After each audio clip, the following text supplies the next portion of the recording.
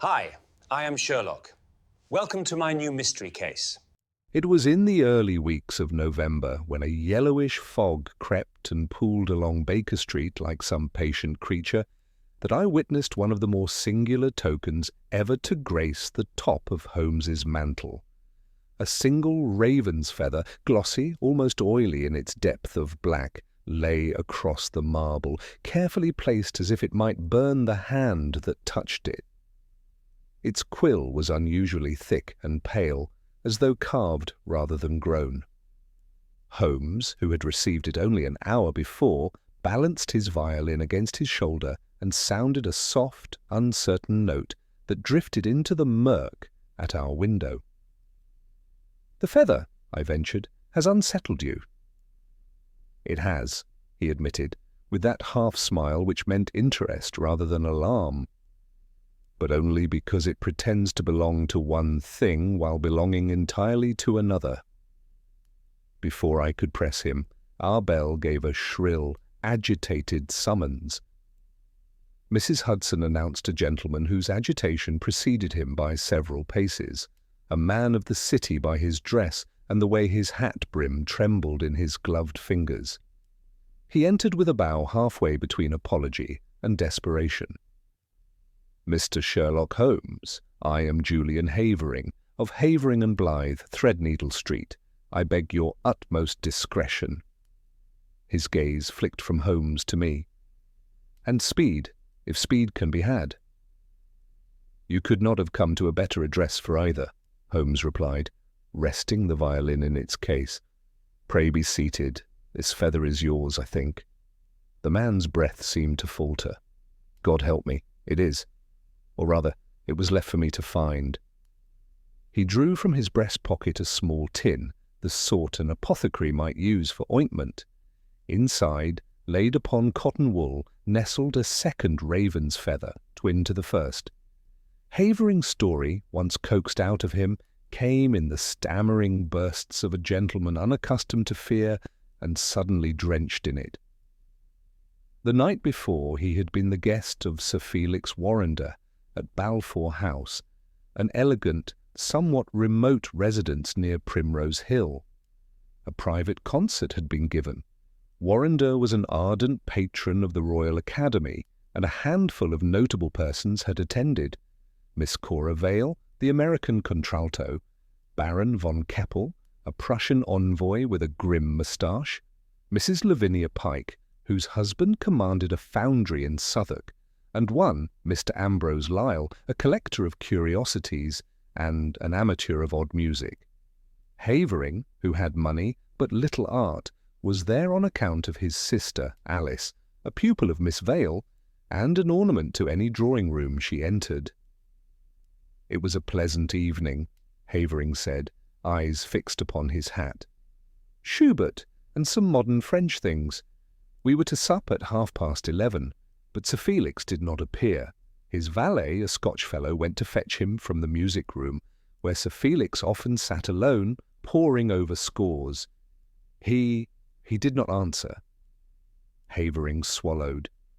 "They forced the door. The window was latched inside with a hook. Sir Felix lay upon the carpet near the pianoforte, his eyes open, his mouth was a very dreadful sight. And on the music stand there rested a single raven's feather, just so." He gestured to the mantel where Holmes had set the first.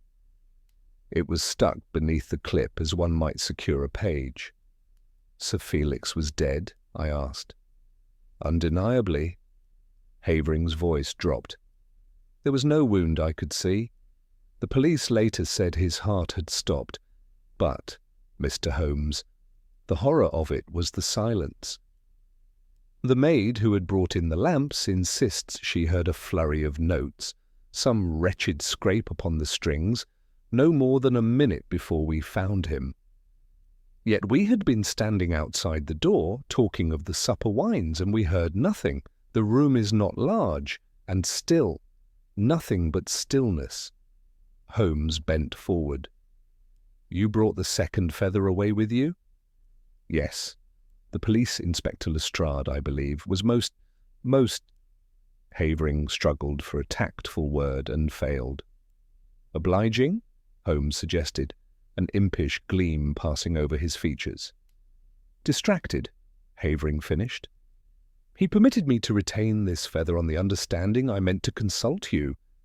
He said it was a damned theatrical trifle, if you will forgive me.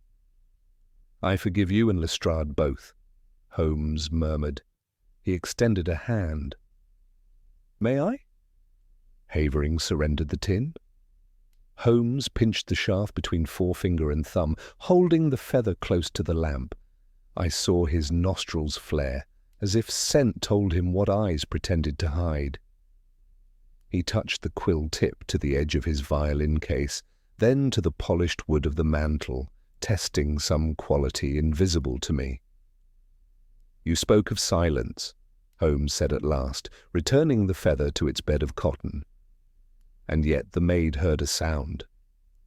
A scrape only, Havering insisted. A clumsy chord. Sir Felix was a talented amateur. He did not play like that. Holmes's gaze went, as it often did, to the window where the fog pressed its moist cheek against the glass. Who were in the hall when the door was forced? Havering ticked them off with a shaking hand. My sister Alice, Miss Vale, Baron von Keppel, Mrs. Pike, Mr. Lyle, myself and the valet. The butler arrived as we broke in. And the key? In the lock, inside. Ah.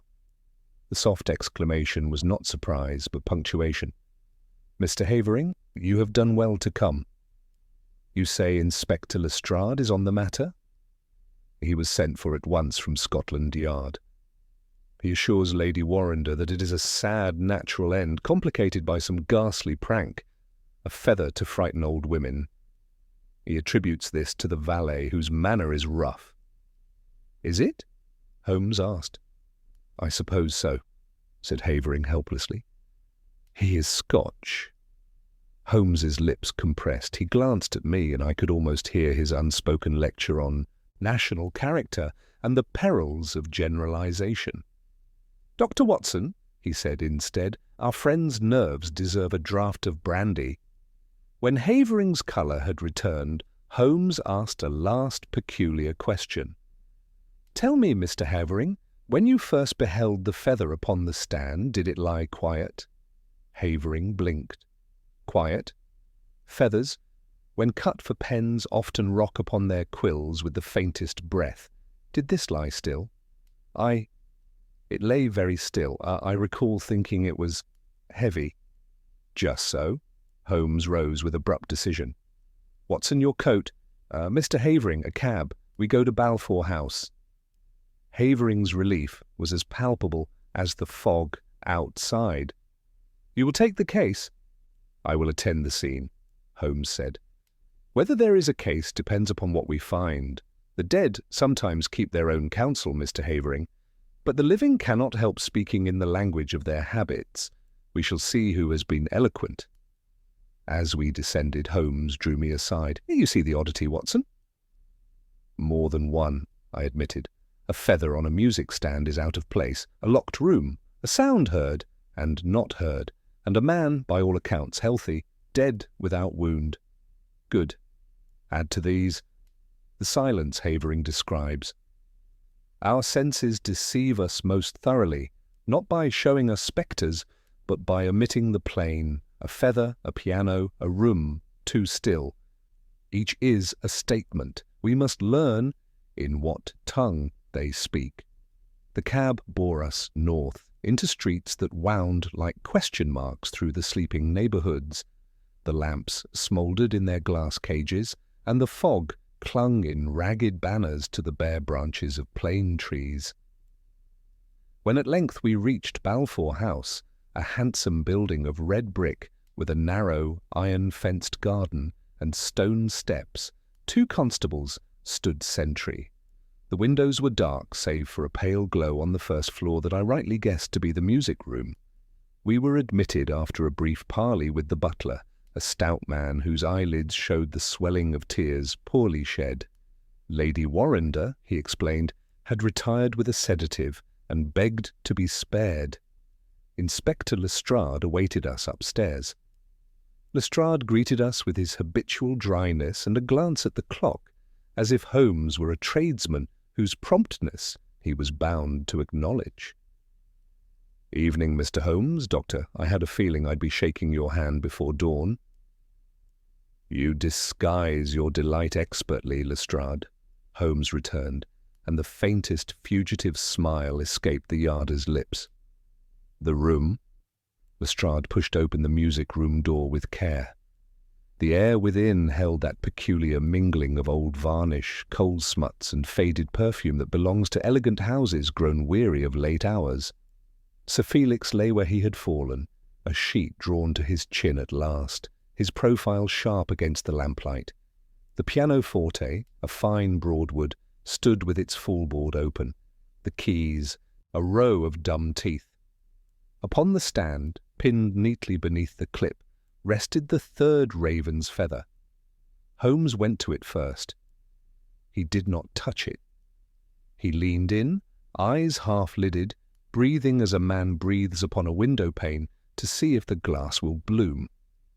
The feather neither trembled nor rolled. "Silent," he murmured so quietly I scarcely heard him. "Indeed."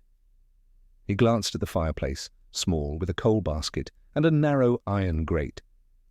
The grate was clean, as if raked recently. A faint smear on the hearthstone caught his eye. He knelt, tapped the stone with a knuckle, and listened. Lestrade raised an eyebrow, but said nothing. Holmes lifted the lamp and held its light low to the carpet where Sir Felix had fallen.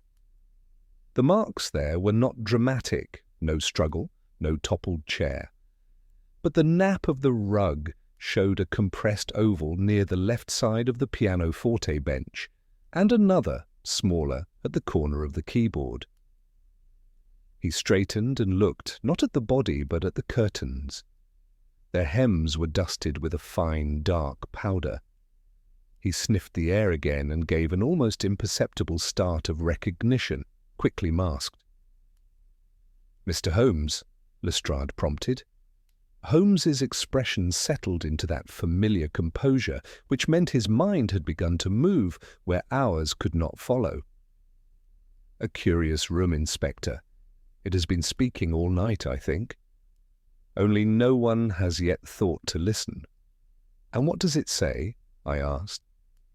"For the present," said Holmes with a glance at the raven's feather, "it says hush."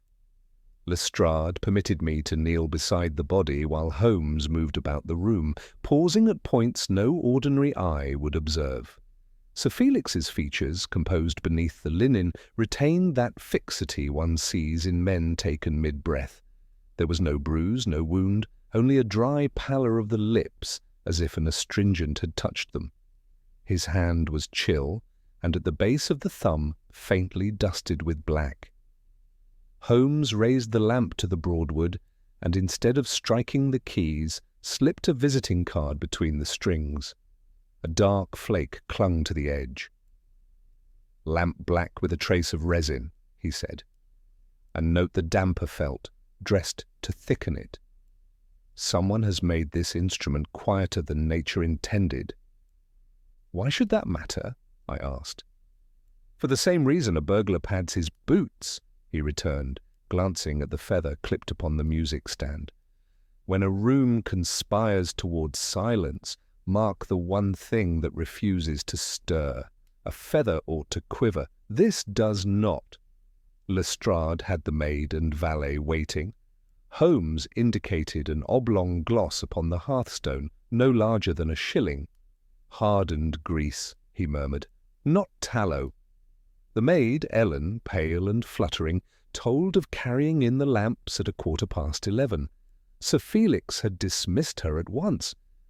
In the corridor she fancied she heard a clumsy scrape at the keys and then nothing more.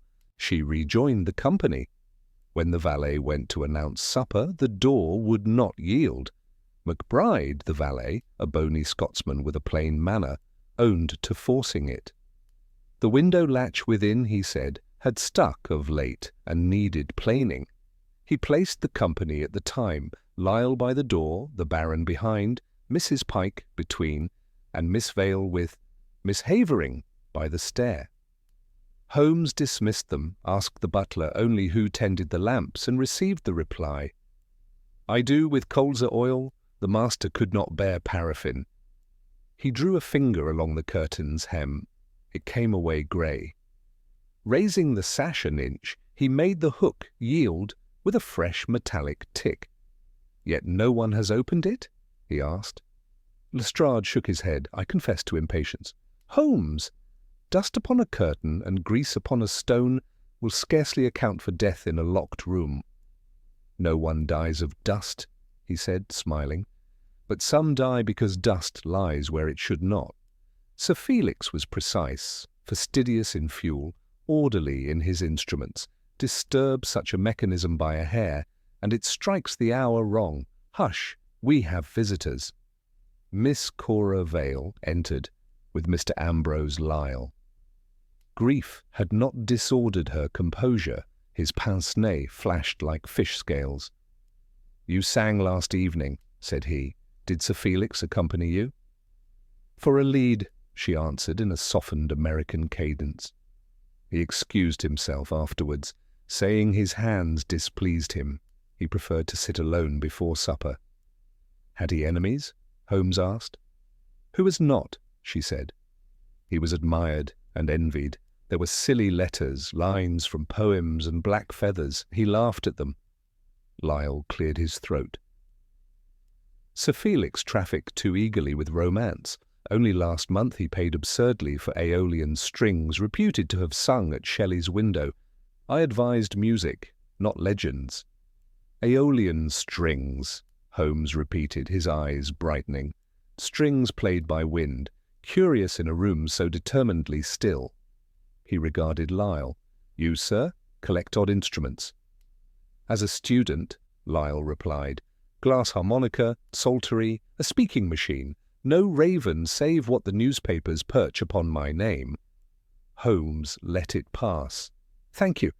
Inspector, a favour. Leave this room untouched till morning. Post a constable. Open no window." "And what shall daylight do that the yard cannot?" Lestrade demanded. "Permit me to converse with the air," Holmes answered.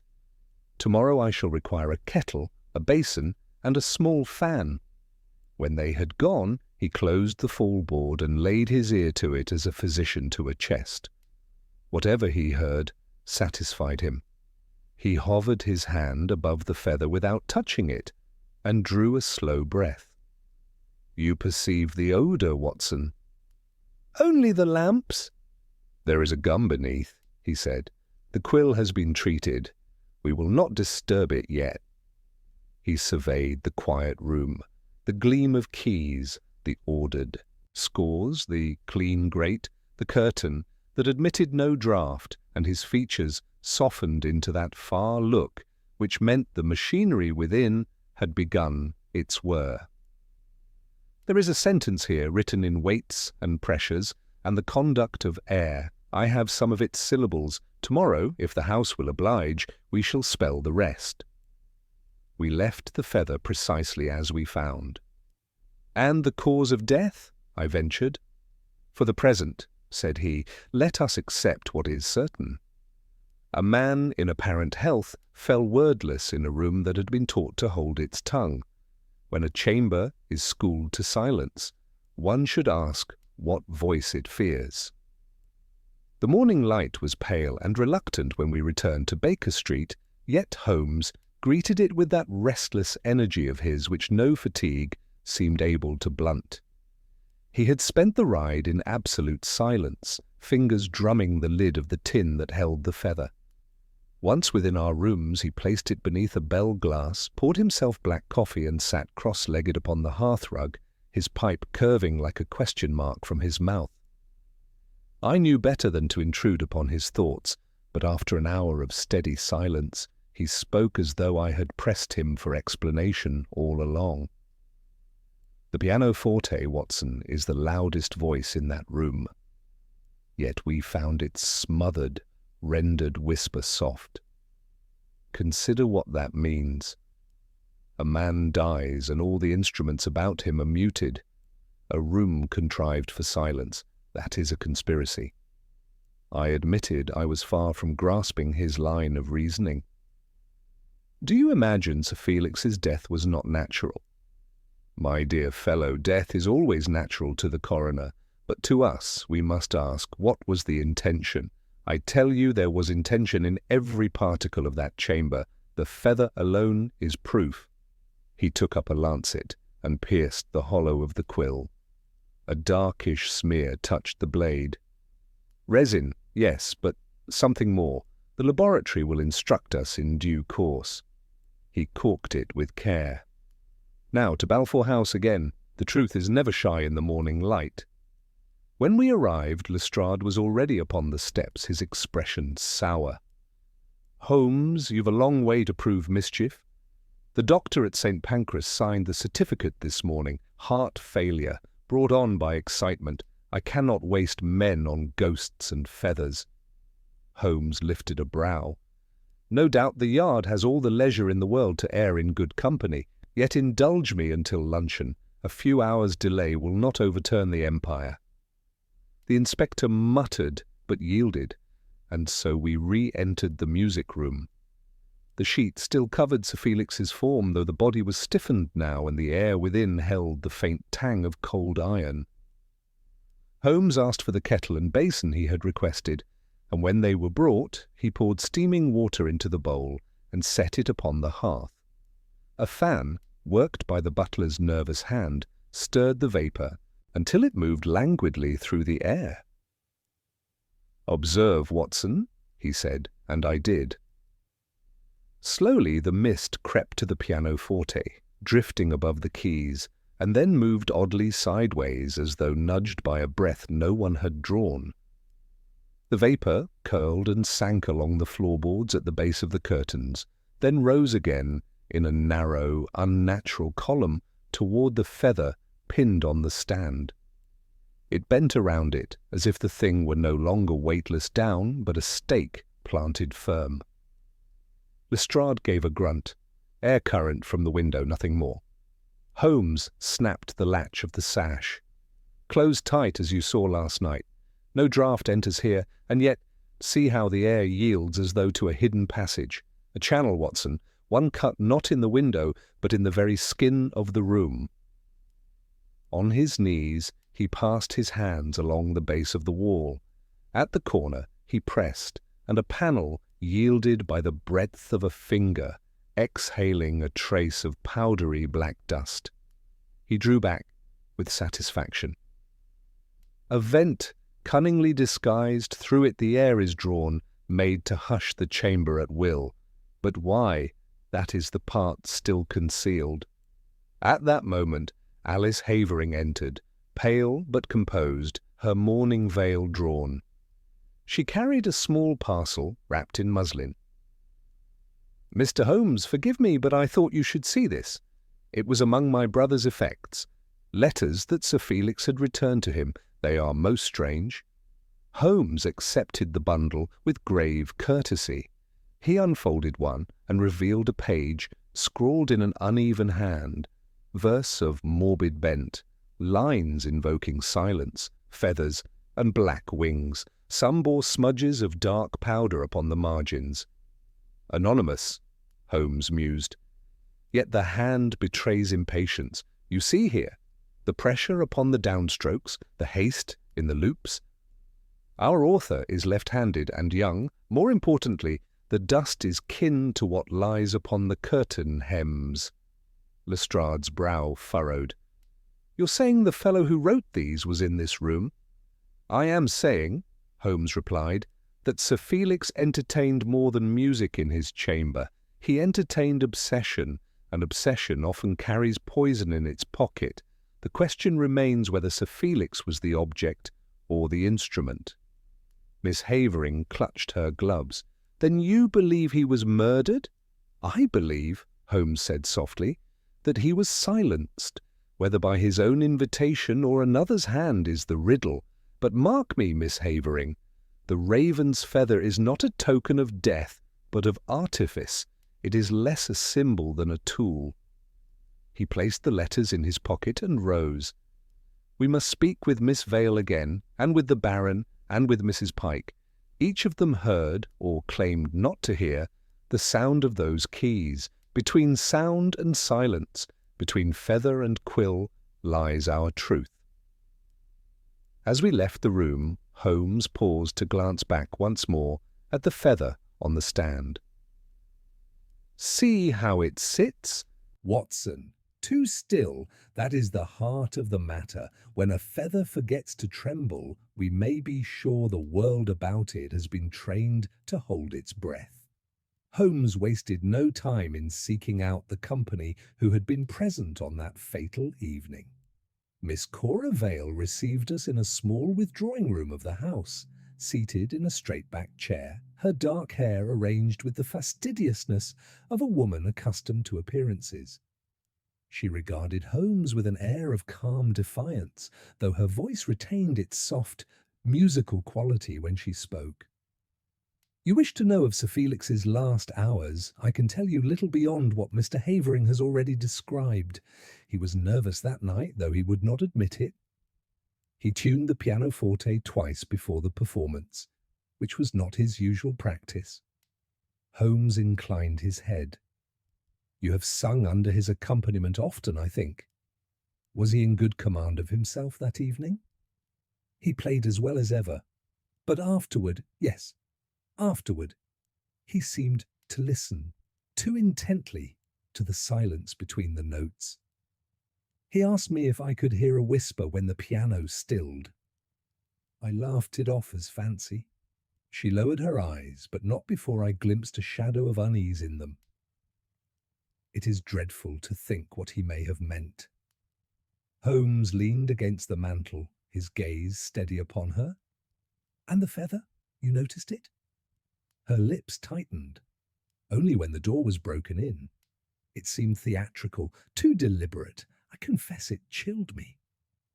Mr. Ambrose Lyle, who had joined us, adjusted his pince-nez and declared in his dry fashion, "Sir Felix was fond of theatrics. He fancied the feather a symbol, ravens, silence, augury.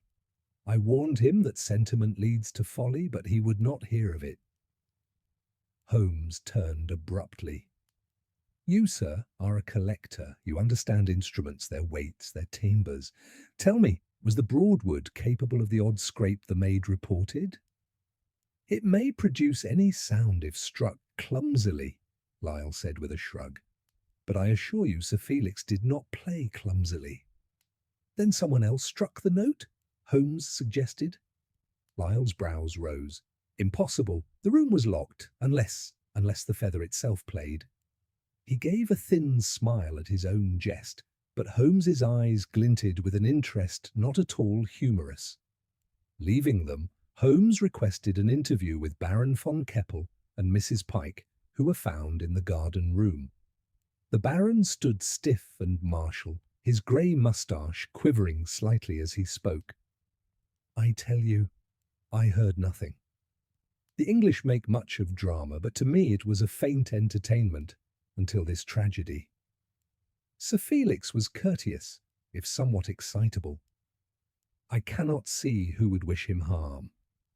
Mrs. Pike, a woman of severe attire, added with impatience, "The man was extravagant with music and with money. My husband did business with him, and I can tell you Sir Felix had debts enough to worry a dozen creditors.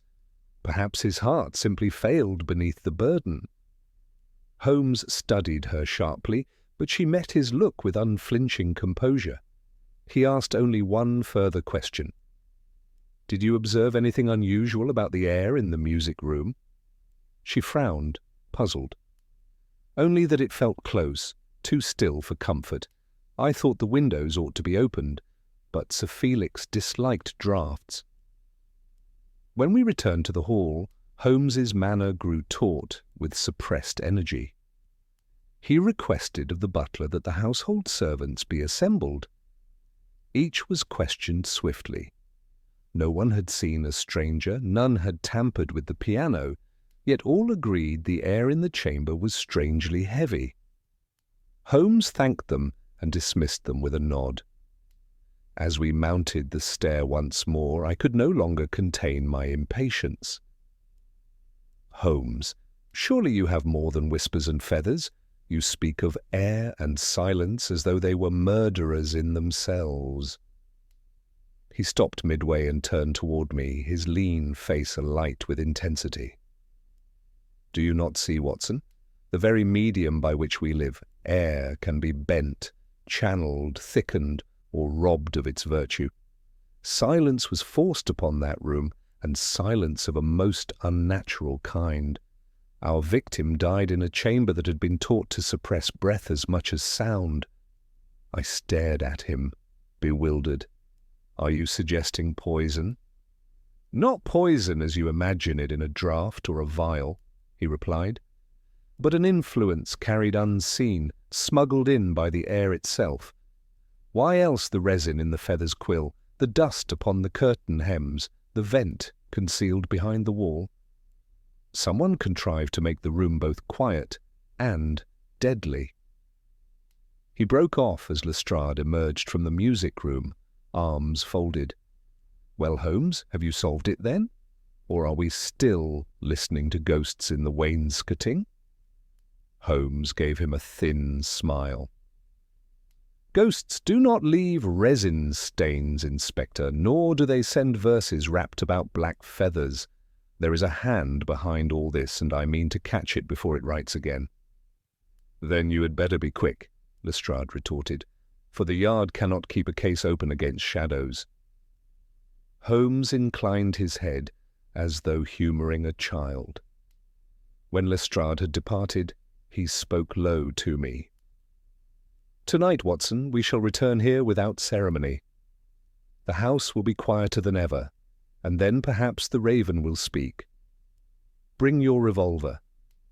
A silent room is seldom empty. His eyes, sharp as a hawk's, lifted toward the landing where the feather still stood, pinned upon the music stand. For the first time I felt a chill, not from the air itself, but from the certainty that whatever voice spoke in that unnatural hush had not yet finished with us. The evening closed in with a damp chill, the fog rolling thicker along Baker Street than even the previous night. Holmes busied himself in his chemical corner, testing the residue from the feathers, quill with a series of reagents, each producing faint discolorations rather than the dramatic reactions one might expect from fiction. He observed them all with narrowed eyes and said nothing for the better part of 2 hours. At last he set down the tubes and drew out his pipe with a peculiar air of satisfaction. Watson, the quill is not merely resin-filled. It carries the ghost of an extract, distilled from a South American seed, little known outside certain medical texts. Its effect is subtle. It numbs the mouth and throat, confounds breathing, and in sufficient concentration might still a heart without leaving a visible trace. To use such a preparation requires calculation. Our culprit has calculation aplenty. I felt a stir of unease. And you suspect this extract was released into the air of the room? Precisely so. The vent I discovered, the smothering of the pianoforte, the heavy stillness of the atmosphere, each detail points to a design whereby the victim was to be lulled, weakened, and ultimately extinguished, all while the room gave no sign save its uncanny hush. He leaned back, exhaling smoke like a general surveying a battlefield. It was murder by architecture, Watson, a crime written in silence. Before I could reply, a rap sounded at the door. Lestrade entered, hat in hand, his expression irritable, yet tinged with reluctant curiosity. Holmes, the Yard has no time for these extravagances, but I thought you might like to know there has been another feather found. Holmes was instantly alert. Where? In the possession of Miss Alice Havering. She swears it was slipped into her reticule when she left Balfour House this afternoon. Same black quill, same queer thickness. I'd have thought it a prank, but in light of your, air currents, perhaps you will see phantoms where I do not. Holmes's lips curved, not in amusement, but in recognition of a new piece sliding into the puzzle. "Thank you, Inspector. You have done better than you know. Leave Miss Havering to me. She may be in more peril than she realizes." When Lestrade had gone, Holmes paced with restless strides. "Watson, do you mark how the circle draws tight? A feather delivered to the man who died, a feather left upon his instrument, and now a feather to his pupil's kin. The pattern is unmistakable. Our raven stalks more than one prey." I could not help but exclaim, "But who, Holmes? Who among those we saw could devise such a thing?" He paused, fingers steepled. "Each has a motive that wears a mask.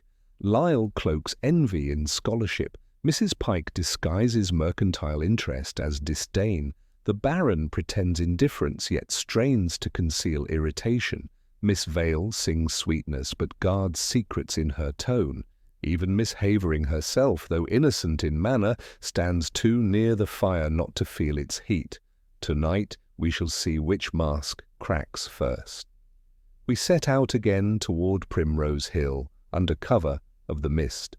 Holmes carried a small satchel from which protruded the handle of a slender contrivance I had not seen before, a collapsible bellows of his own devising.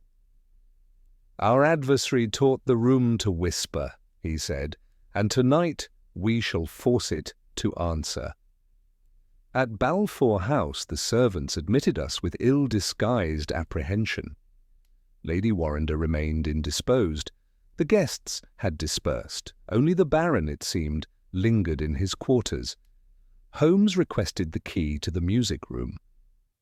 Lestrade, already stationed there with a constable, eyed the satchel suspiciously. "Now what mischief are you brewing, Holmes?" "Only a conversation with silence, Inspector." The room had been left as before. The feather still lay pinned upon the stand, stark against the yellow lamplight. Sir Felix's body had been removed, but the carpet retained the impression of where he had fallen, like a shadow pressed into the fibres. Holmes set his bellows upon the hearth, fixed a rubber tube to the vent he had discovered, and pumped steadily. At once the air in the chamber stirred unnaturally, though no window was opened. The lamp flames leaned as if acknowledging some hidden current. "Remarkable," I exclaimed. "Elementary," Holmes corrected. "The vent draws to a chamber beyond this wall. Watch." He withdrew a taper from his pocket, lit it, and held it near the curtain's hem. The flame guttered sideways, as though the very wall breathed. Then with a sharp gesture he pressed upon the concealed panel until it clicked open. A narrow shaft was revealed, dark as a chimney flue, lined with pipes and mechanisms cunningly set. Within lay small canisters, one of which still glistened with residue. Holmes detached it carefully and held it to the light. "Here is our murder's voice, Watson."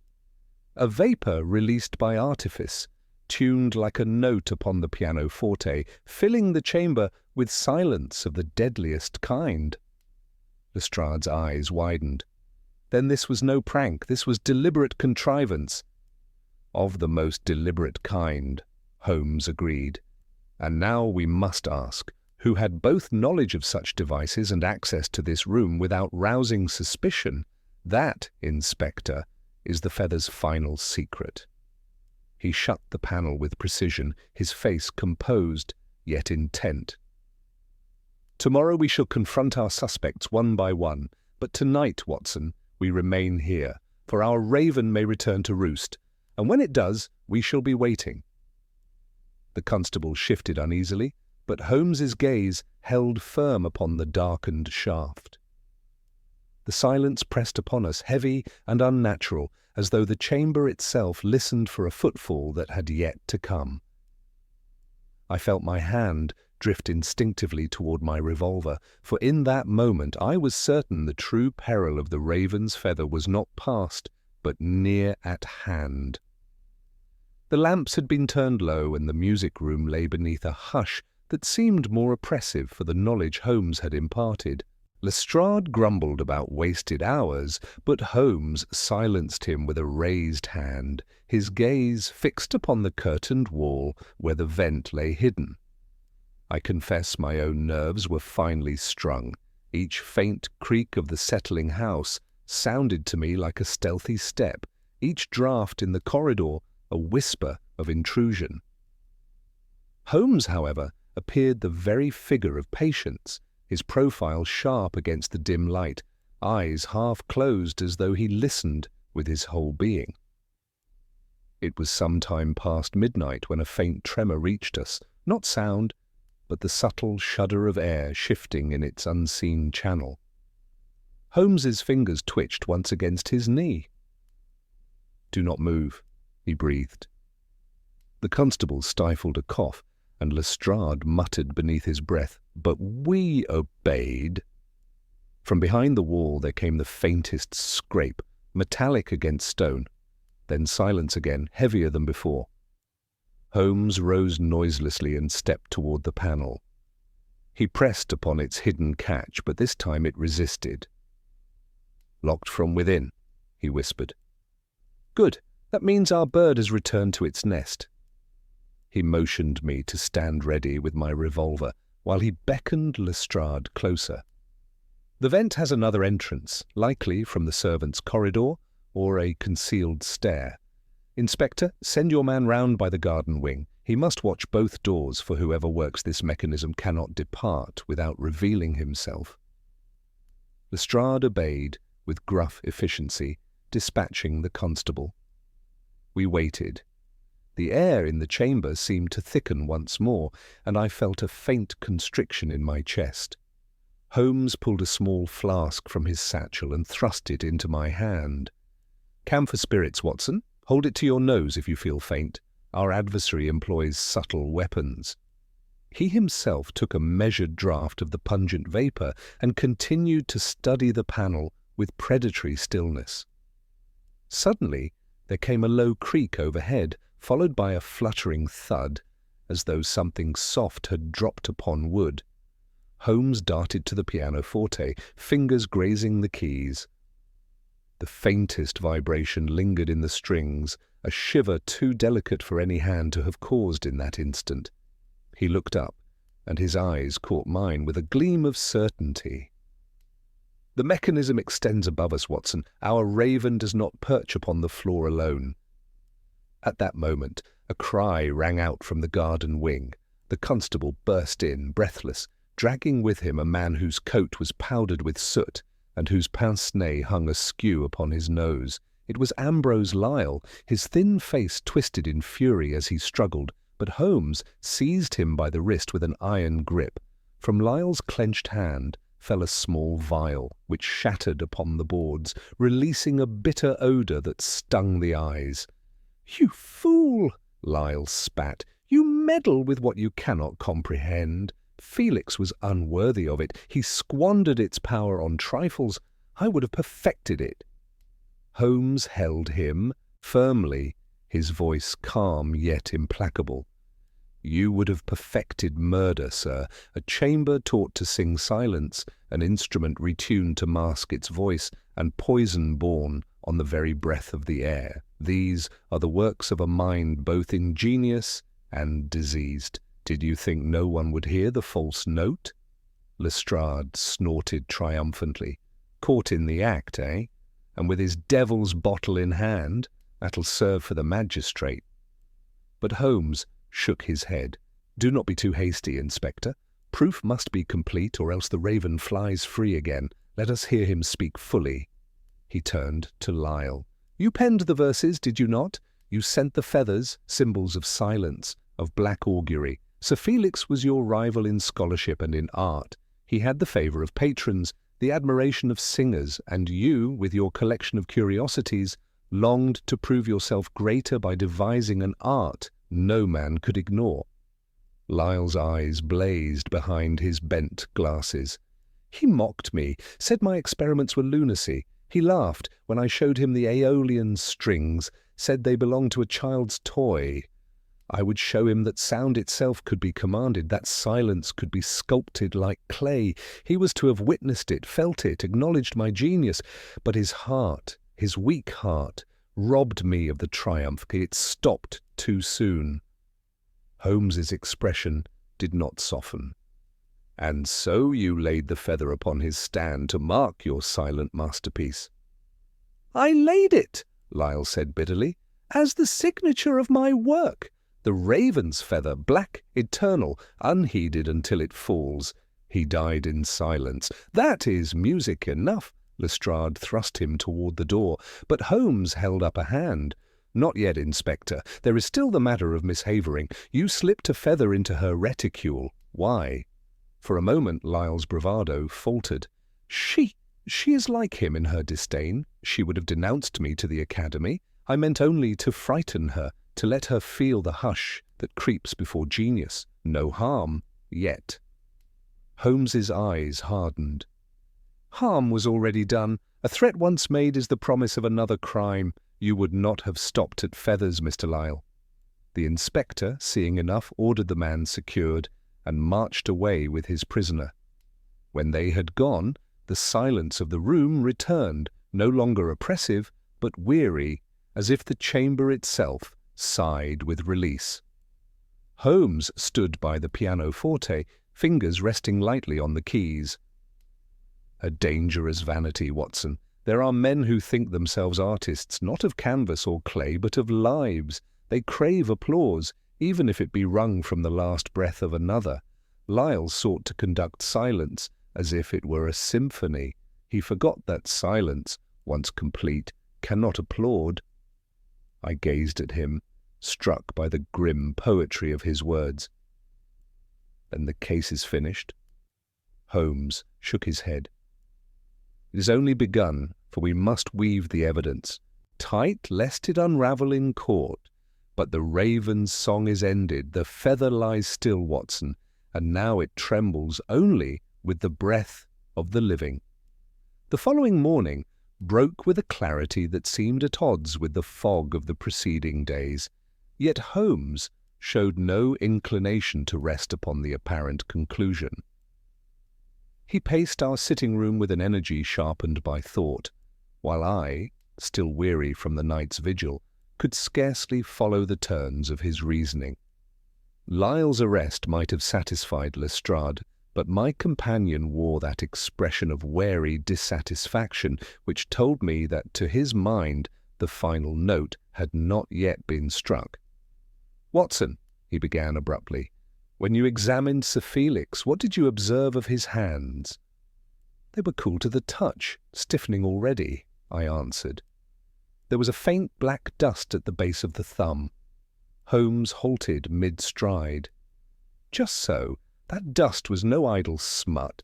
It is the very powder with which Lyle coated the quills. But do you not ask yourself, how came it upon Sir Felix's skin and nowhere else upon his garments?"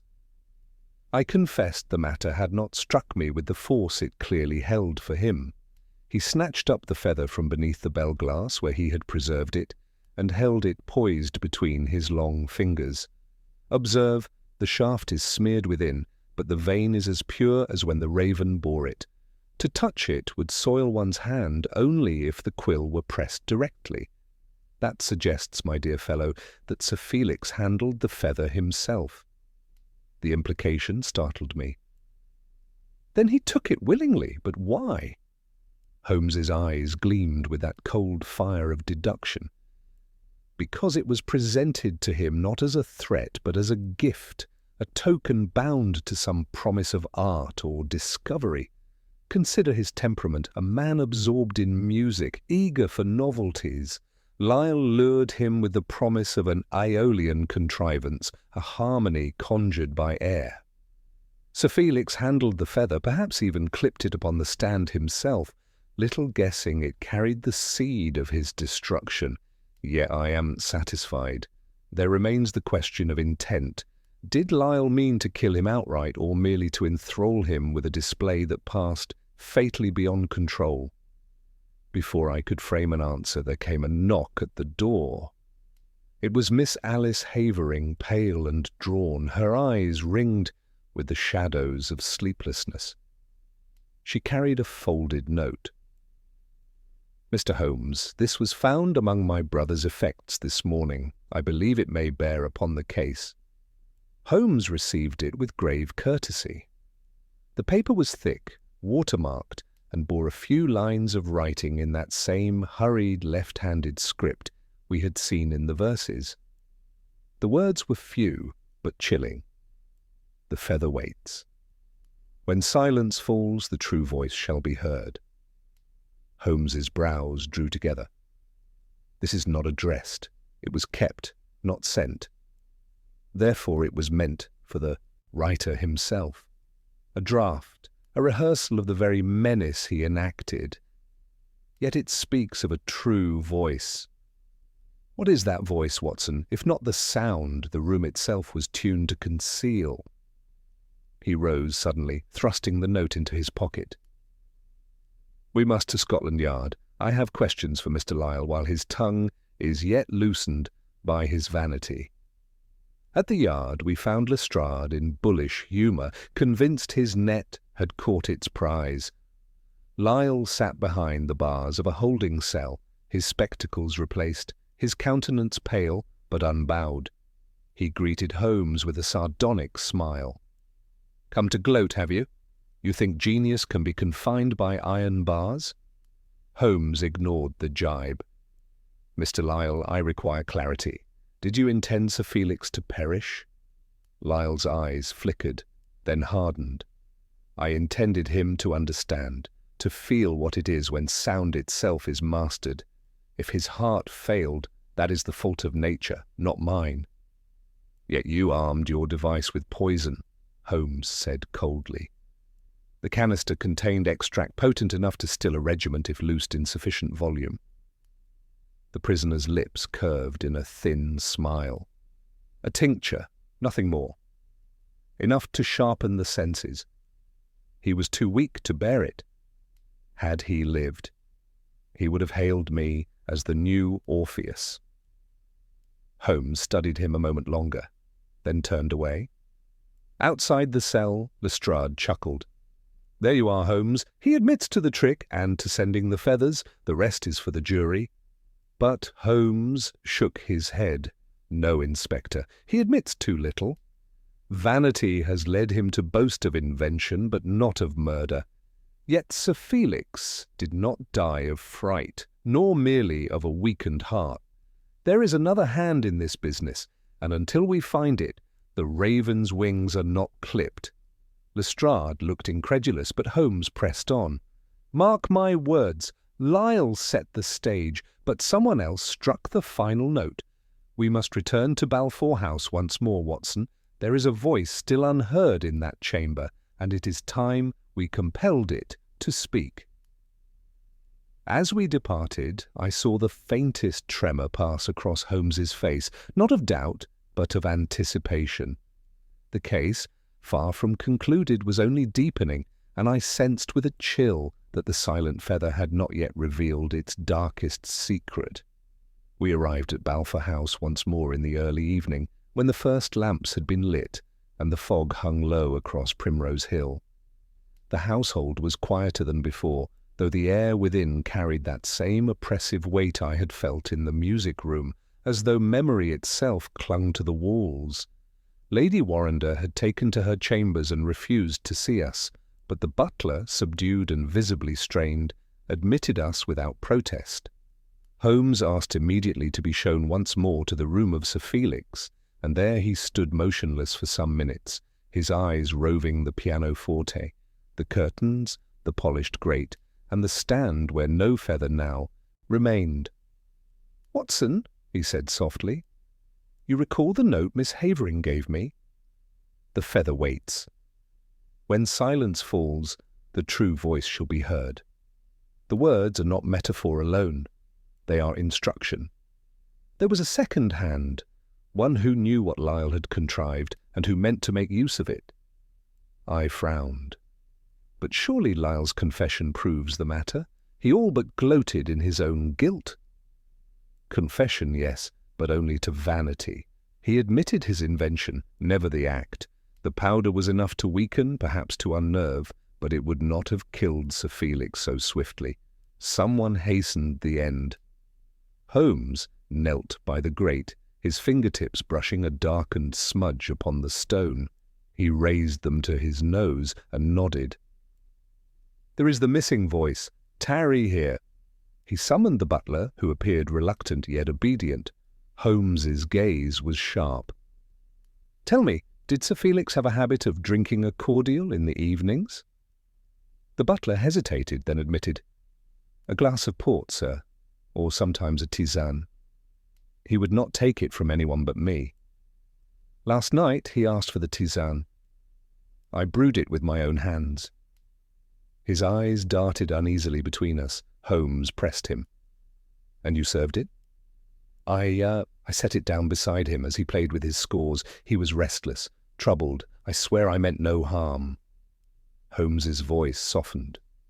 "I do not say you did. But the cup, where is it now?" The butler faltered, then confessed it had been removed and washed with haste in the morning confusion. Holmes drew in a long breath through his nose. "Then the residue is lost. But no matter. I have no doubt what it contained. The quill bore resin of a numbing seed, yes, but the draught bore something more final. A tincture of digitalis, I suspect. Easy to obtain, common to apothecaries, yet deadly when misused." I started at this, but Holmes was already striding to the shelves where Sir Felix's music lay in neat rows. He drew forth one volume, then another, examining the margins. At last he paused, holding up a score where the corner was faintly smeared with the same black dust I had noticed before. "Here, Watson." The verses were not idle ravings. They were placed to be read by Sir Felix himself, hidden among the very notes he loved. The feather was lure, the vent was theatre, but the hand that mixed his drink struck the killing blow. At this, the butler dropped to his knees. "I beg you, sir, it was not I. I brewed the tisane, yes, but it was Lady Warrender who insisted upon the herb. She gave me the packet herself, saying it would soothe the master's nerves. I thought nothing of it, for she has often procured remedies from her physician." His voice shook. I could not defy her. Holmes's eyes gleamed with grim satisfaction. So at last the silence begins to speak. Lady Warrender, who has sequestered herself so conveniently, had reason to see Sir Felix gone. His extravagances, his debts, his obsession with Miss Vale, they all weighed upon her. And who would question a widow in her grief? We pressed no further with the butler, for he was trembling like a leaf. Holmes bade him rise and sent him from the room. When we were alone again, he said in a low voice, "It was no accident, Watson, that she was absent from all our inquiries, hidden behind curtains of supposed affliction. She has played her part with precision. Lyle was the instrument, but she was the conductor. He devised his silent chamber for vanity's sake, and she seized upon it as the perfect mask for murder." I was struck silent by the revelation, but before I could respond, a footstep sounded in the corridor. The door opened, and there stood Lady Warrender herself, pale in a robe of mourning black, her face drawn yet composed. She looked upon us with weary disdain. "So, Mr. Holmes, you have uncovered my little secret. Very well. I am tired of silence. Ask what you will." Holmes bowed slightly, the faintest flicker of triumph in his eyes. "I need ask nothing, madam. The truth has already played its last chord. Only the law remains to strike the coda." Her lips curved in a strange, almost peaceful smile. "The law, yes. But I wonder, Mr. Holmes, will the world believe a woman capable of such design? They will call me mad, perhaps, or desperate, but never will they admit the truth, that silence itself was my ally. My husband filled every chamber with sound, with folly, with his endless pursuits. I desired only peace. With that she turned, and for a moment I thought she would collapse. But she stood erect, waiting with a dignity that chilled me more than all the feathers and fumes of Lyle's invention. Holmes signalled to Lestrade, who had entered behind her, and the inspector stepped forward with grim efficiency to place her under arrest. As she was led away, Holmes remained by the pianoforte, his fingers resting lightly upon the keys. "You see, Watson, vanity and bitterness may play in different keys, but together they compose the deadliest harmony. Lyle built his chamber of silence for glory, and Lady Warrender borrowed it for murder. Between them they produced a requiem no audience was meant to applaud." I shivered as I looked upon the empty stand where the feather had once lain. The silence of the room seemed deeper than ever, not from contrivance, but from the weight of what had been revealed. It was Holmes who broke it, striking a single soft chord upon the piano, and the sound, pure and human, was almost a comfort. The carriage bore us back from Balfour House through a night that seemed somehow less dense with fog than before, though my own mind remained thick with unease. Holmes sat opposite me, his long fingers drumming against the side of his knee in a restless pattern, his eyes fixed on the blackened pane. I had thought the case concluded, the guilty parties revealed, yet his manner suggested that some hidden thread still tugged at his thoughts. "You are not content?" I ventured at last. Holmes's gaze shifted to me, keen and unreadable. "Content, Watson, is a condition I rarely indulge. Lady Warrender's confession is plausible, her motive evident, and Lyle's contrivances stand as damning testimony. Yet the matter sits ill with me. There is something too pat, too harmonized, as though the players had read their lines in advance." I frowned. But surely her words in the music-room, her frank acknowledgment, cannot be dismissed. On the contrary, they must be weighed most carefully. Lady Warrender did not speak as a woman cornered, but as one performing the final act of a drama. She seemed almost relieved to yield her part. That suggests either an unburdening of guilt or a deliberate sacrifice. The notion startled me. "You mean she might not be the true architect?" "Consider," Holmes said, leaning forward, "the butler's testimony. She gave him the herbs, yes, but we have only his word for it."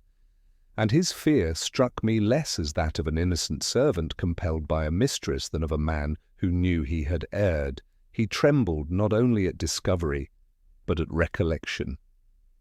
I recalled his pallor, his shaking hands. "You suspect him?" "I suspect he is entangled. Whether as tool or accomplice remains to be seen.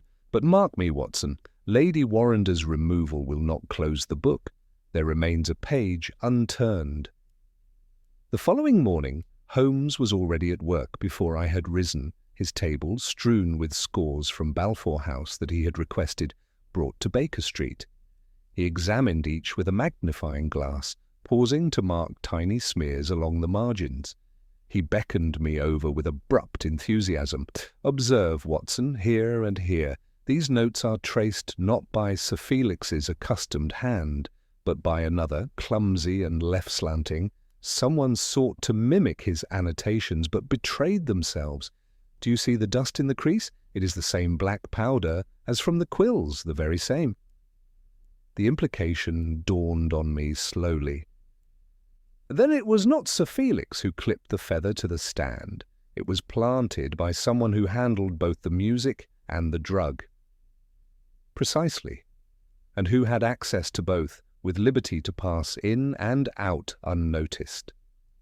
Not Lady Warrender, who was attended constantly in her drawing-room, not Miss Vale, whose every movement was in view, not the Baron, not Mrs. Pike, not even Lyle for all his contraptions, but the servant, yes, the butler. He had charge of Sir Felix's papers, his meals, his comfort. He could slip a feather where it would be seen, and tincture a tisane with deadly intent. I was staggered. Yet why should he conspire to such lengths? Holmes gave a thin smile. "We shall ask him. The Yard may have arrested Lady Warrender, but our raven has not yet flown its last flight. By noon we were again at Scotland Yard, where Lestrade received us with ill-concealed irritation. "Holmes, this is becoming farce. We have the lady in custody, the public satisfied, and the papers already writing of a jealous wife and her husband's eccentric death. What more do you want?" "Only justice," Holmes said sharply. "Permit me 10 minutes with the butler." With reluctance, Lestrade consented. The man was brought in, pale and shrunken, his eyes darting nervously. Holmes fixed him with that piercing gaze that seemed to strip men of their pretences. "You place the herbs in the tisane," he began quietly. "Why?" The butler swallowed hard. I did as my lady bade me. She gave me the packet.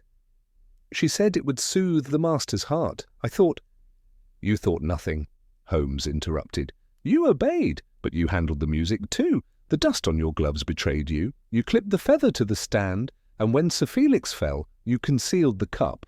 Did Lady Warrender bid you do all that as well?" The man's lips trembled. For a moment I thought he would collapse. Then he whispered, "It was not she. It was Mr. Lyle. He promised me money, freedom from service. He said Sir Felix's death would be seen as natural, that no one would suffer blame. He pressed the herbs into my hand. He knew too much of my debts." Holmes's eyes gleamed with fierce triumph. At last the voice confesses, Lyle was the architect indeed, and Lady Warrender but the curtain drawn across his design. He enlisted you to play your part, to administer what his contrivance alone could not finish, and you, weak and desperate, obeyed. The butler covered his face with his hands, sobbing. Lestrade cursed under his breath, torn between exasperation and reluctant admiration. "By heaven, Holmes, you'll drive me to madness. I thought I had my case neat as a ledger, and now you scatter it like chaff. So the lady is innocent after all?" "Innocent of murder, though guilty of bitterness," Holmes replied. "Lyle built his silent chamber as a stage, but he feared it would not kill swiftly enough. So he turned to the butler, ensnared him with threats and promises, and through him poured the fatal draught." Lady Warrender's weary acceptance of blame was no lie, but the submission of one crushed by years of folly. She believed herself complicit because she had wished her husband peace, but wishing is not doing. Lyle is the murderer, the butler his accomplice, the raven's feather is his alone. As we left the yard, Holmes's stride lengthened with renewed vigour, the gloom lifted from his features. "Do you see now, Watson? The case was not merely of silence, but of voices, some false, some coerced, some unheard. Our task was to listen rightly, and now at last the raven is silenced by truth, not by poison."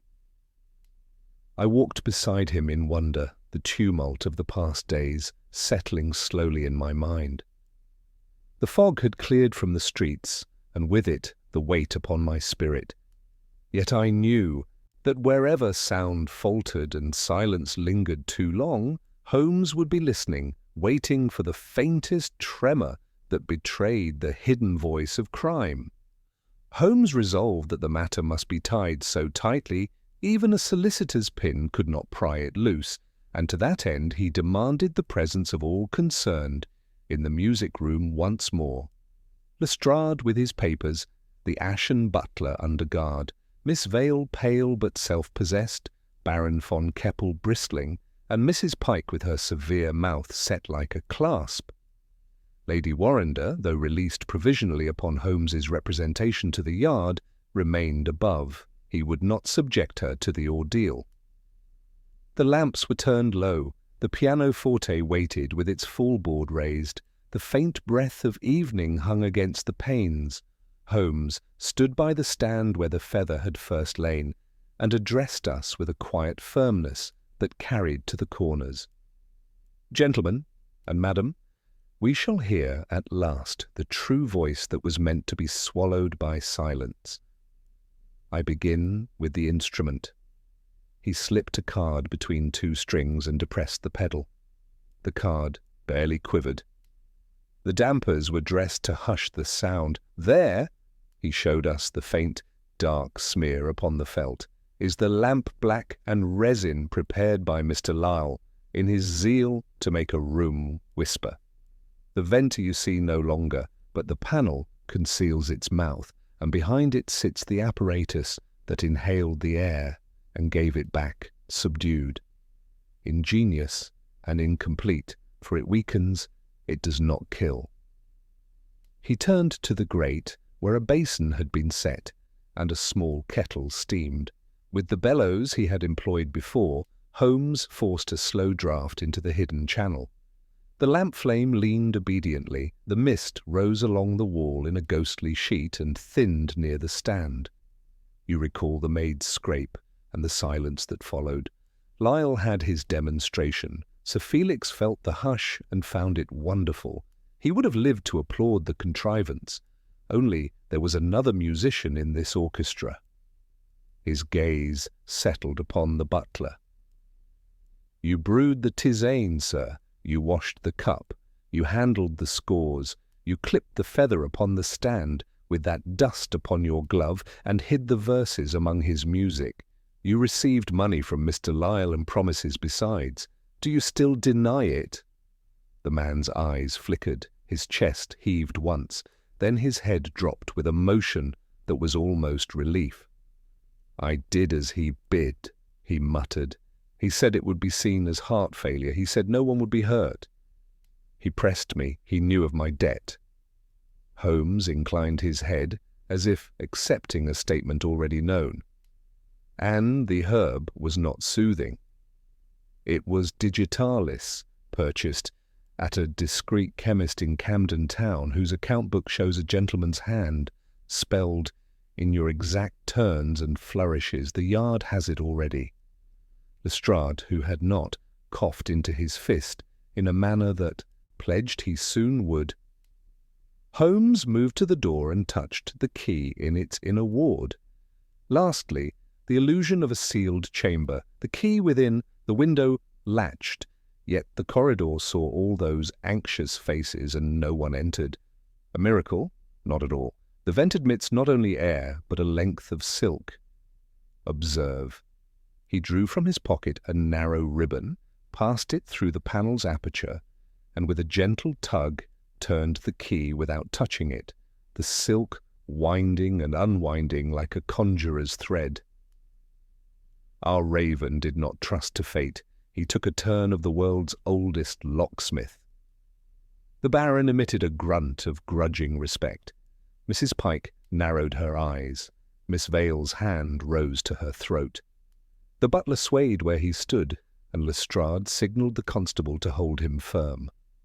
Holmes went on, unhurried, relentless. "Why then, the feathers?" He lifted one beneath the bell-glass and held it at an angle to the lamp. "Because Mr. Lyle's mind required a signature, and the butler's conscience required a charm. A feather thickened with resin is heavier than it seems. It lies preternaturally still. It preached the sermon of silence and gave courage to a weak accomplice. The verses, left-handed script, impatient loops, were bait for a romantic temper. Sir Felix, who loved symbols, would smile at prophecy even when doom wore its livery. He rested the feather upon the stand and stepped aside. "Miss Vale, you heard Sir Felix ask whether there was a whisper between the notes. There was, the susurrus of a bellows and the faint breath of a poisoner in the corridor. You, Baron, heard nothing because the conspirators intended you should not. They chose the very minute when supper drew the company away.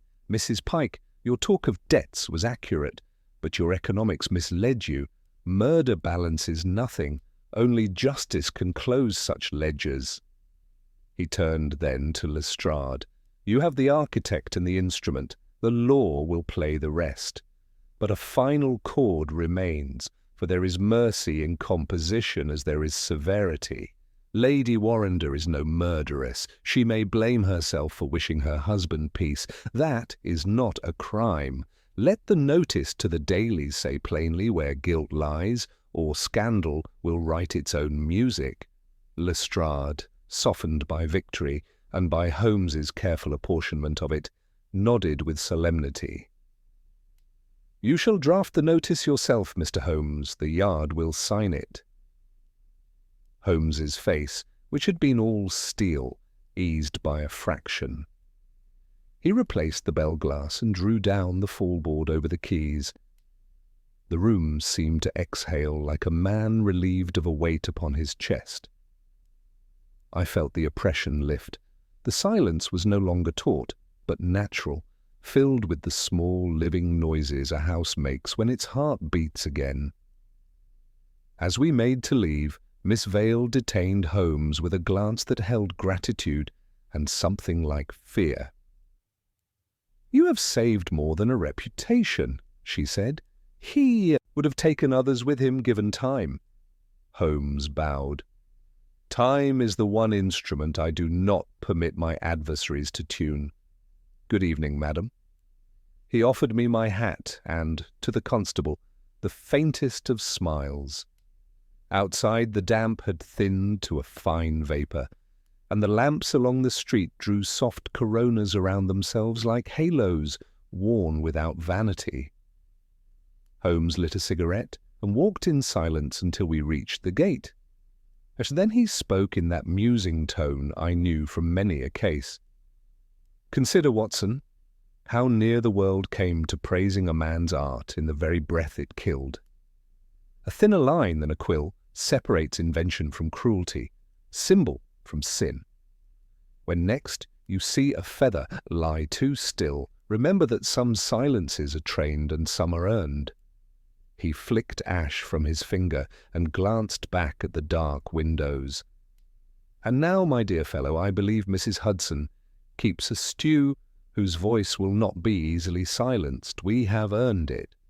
The days that followed saw the case of the raven's silent feather close in the eyes of the law, though its echoes lingered in our rooms long after. Ambrose Lyle, charged with the invention and the instigation, faced the courts with his peculiar blend of arrogance and despair. His ingenious contrivance was paraded as evidence, its pipes, bellows, and poisoned feathers laid bare before judge and jury, who regarded them with equal parts fascination and horror. The butler, broken by guilt, confessed his part in administering the fatal draught, and in doing so secured a sentence less than death, but heavy enough to crush what remained of his spirit. Lady Warrender, released from suspicion, withdrew from society, her name whispered more with pity than reproach. She vanished into the country, desiring at last the peace she had so bitterly craved. Holmes read the reports with little comment, save for a sharp remark on the folly of men who sought glory in artifice rather than truth. "See how easily vanity cloaks itself as genius," he said one evening, setting aside the paper. "It is not the invention itself that condemns a man, but the purpose to which it is bent. Lyle would have been lauded had he created music that stirred the heart. Instead, he sought to fashion silence that stilled it forever. That is the difference between art and crime, Watson, a difference as thin as a feather and as heavy as a life." I could not but reflect on the strange tapestry of motives we had encountered: vanity, bitterness, weakness, desperation, woven together until the pattern revealed murder. Holmes, however, treated it all as a lesson rather than a tragedy. He drew out the feather we had kept under the bell glass and balanced it upon his palm, watching how the slightest current set it trembling. "This one behaves as it ought," he observed. "It quivers at the breath of life, not at the draught of death. Remember it, Watson, when silence lies too still, it conceals a voice we have not yet heard." That night, as the fog returned to press against the windows of Baker Street, Holmes lit his pipe and sat in his chair with the air of a man already turned to the next problem. I knew better than to disturb his thoughts, though I felt a quiet satisfaction in the resolution of the affair. The raven's feather had ceased to tremble in our minds, its secret revealed, its danger spent. Yet, as always with Holmes, the end of one case was but the opening of another, and I could only marvel at the restless brilliance that never allowed him to linger long in triumph. Thus concluded the strange affair of the raven's silent feather, a mystery spun of silence and symbol, of contrivance and cruelty, unravelled not by chance, but by the relentless logic of my friend. And though the world may remember it only as another triumph of Sherlock Holmes, I remember most the sound he made at the last, one soft chord struck upon the piano, filling the room with simple, human music and proving that even in silence, truth has its voice,